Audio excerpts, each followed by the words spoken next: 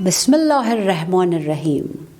Quran teaches us about the existence of Allah subhanahu wa ta'ala. So this is the topic, even when the question comes, when the people ask, why do you believe in God? There are certain people in the world who don't believe in God. So we have to start casually talking to them and give an explanation about how does the God exist, and tell them, look around you, look in the nature, look on the mountains, the birds, the animals, the human beings, the man and the woman. Look at the beauty of a kid, and when you're grown up to become an adult, and then you become an old person, then you die. Who's handling all these things? Is it just the science? Because there are people who keep talking about science. The point is, who created science? The Big Bang explosion. Who created that? There should be some supernatural power. Like one of the examples we can give is that during the daylight, we are able to see everything. The houses, the cars, the shops, the mountain, the trees, the animal, the birds, and everything. Why? It's because of the sunlight that has been given to us. And this sunlight stopped. Okay, who's responsible for sunrise and sunset? Is it just the science which is doing that?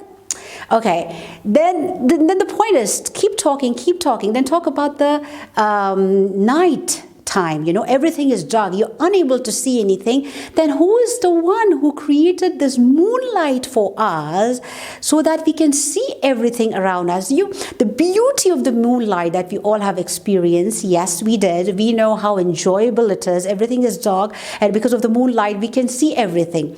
Okay, then comes the electricity. That is invention that happened 100 years ago. That is a totally different topic, but I'm still into a natural thing. So it's all about instinct. We have to see each and everything, the science of Allah subhanahu wa ta'ala, the science of creation and everything. Okay, so what is this? If you're looking around the technology, okay, we are very proud of this technology that we are living with, starting from the invention of electricity, and then comes to the so many things that's happening, the technology and the smartphones that we are using.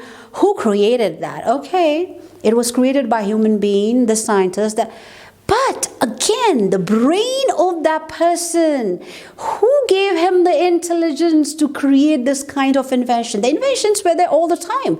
We are just not living in inventions. Since the beginning of the world, slowly, there have been a lot of inventions in the history. If we see that now electricity was created, then technology was created, then the smartphones, the connection, then cameras and everything.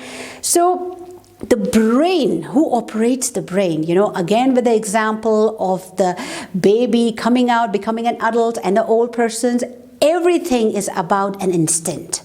So as a human being, even as a Muslim, for about you and me also, the same thing we have to when we go out. When you look around, the birds flying, the birds chirping, looking at the nest, who gave them the intelligence to build that nest, have the eggs, and live the same life?